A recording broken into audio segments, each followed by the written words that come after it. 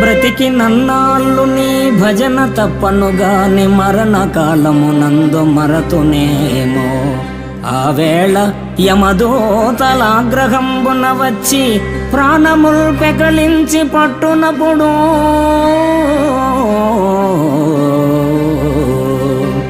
కఫవాత పైత్యముల్ కప్పగా భ్రమచేత కంపముద్భవమంది కష్టపడుచు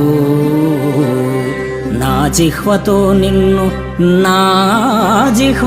నిన్ను నారాయణ నారాయణ నారాయణ ఎనుచు పిలుతునో శ్రమ చేత పిలువలేను, శ్రమ చేత పిలువలేను.